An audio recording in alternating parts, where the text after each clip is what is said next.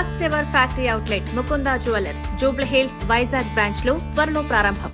మీరు SBI YONO యాప్ను ఉపయోగిస్తున్నట్లయితే ఈ సమాచారం తప్పకుండా తెలుసుకోవాల్సిన అవసరం ఉంది. ఇటీవలి రోజుల్లో వాట్సాప్, ఎస్ఎంఎస్ల ద్వారా ఒక సందేశం విస్తృతంగా సర్క్యులేట్ అవుతోంది. ఈ సందేశంలో ఎస్బీఐ కస్టమర్లు తమ ఆధార్ వివరాలను వెంటనే అప్లోడ్ చేయకపోతే వారి ఎస్బీఐ యోనో యాప్ బ్లాక్ చేస్తామని హెచ్చరిస్తున్నారు. అంతేకాదు ఆధార్ అప్డేట్ పేరుతో ఒక ఏపీకే ఫైల్ను డౌన్లోడ్ చేసుకోవాలని సూచించే లింక్ను కూడా అందిస్తున్నారు.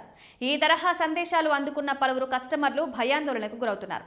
అయితే ఇందులో నిజమెంత అనే విషయాన్ని కేంద్ర ప్రభుత్వ సంస్థ అయిన press information bureau fact checking unit స్పష్టంగా తేల్చింది. పీఐబీ ఫ్యాక్ట్ చెక్ యూనిట్ ఈ వాదనను పూర్తిగా అబద్ధమని ప్రకటించింది. ఎస్బీఐ కస్టమర్లను మోసం చేయడానికే ఈ తరహా నకిలీ సందేశాలు పంపుతున్నారని స్పష్టం చేసింది.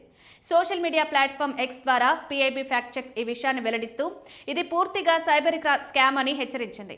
ఆధార్ అప్డేట్ చేయాలని చెప్పి ఏపీకే ఫైల్ డౌన్లోడ్ చేయమని కోరే ఎలాంటి సందేశాలను ఎస్బీఐ ఎప్పుడూ పంపదని, అటువంటి లింకులు లేదా ఫైళ్లపై క్లిక్ చేయకూడదని ప్రజలకు సూచించింది.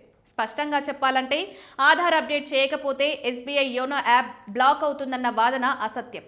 ఎస్బీఐ పేరుతో సోషల్ మీడియాలో తిరుగుతున్న ఈ సందేశాలకు బ్యాంకుతో ఎలాంటి సంబంధం లేదు. బ్యాంకులు తమ అధికారిక యాప్లు లేదా వెబ్సైట్ల ద్వారానే సేవలను అందిస్తాయి తప్ప ఎస్ఎంఎస్ లేదా వాట్సాప్ ద్వారా ఏపీకే ఫైళ్లను పంపవు.